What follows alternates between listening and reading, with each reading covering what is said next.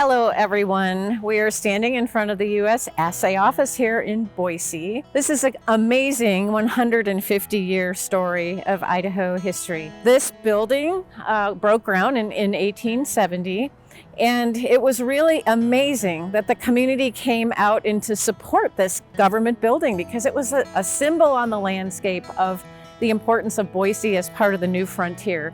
And people in our community, as part of the development of the site, donated the shrubs and the trees and the landscape to be part of this new government enterprise. I want you to imagine Boise 150 years ago. I want you to imagine these streets not as they are today, but as they were in a time before we had all of the parks that we love today. This location here was considered the first public green space, and it allowed people to come together and be together in a way that was previously non-existent in the city. So it's very obvious today, and if you look back through the historical records, that the grounds at the Assay building have always been an extremely important and valued community space.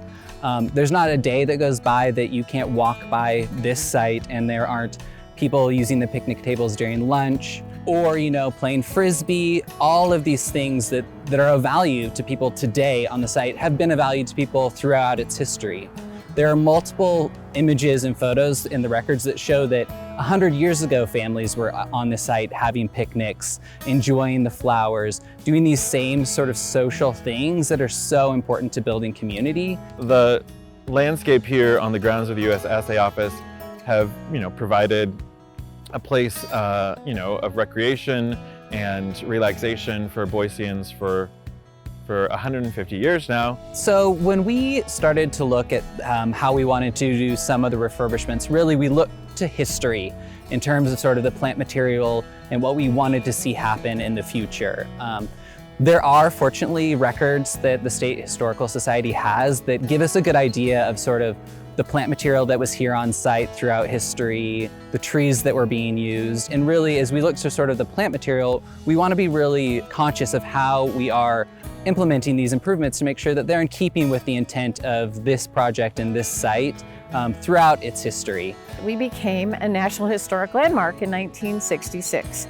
And a National Historic Landmark is one of the top and highest designations of honor in our country for a building or site or landscape in terms of how it tells the American story. So on top of being such an important national landmark, this is also a symbol of a community finding a beautiful way to come together. And we hope that it will continue to be that way with the preservation and restoration of this location.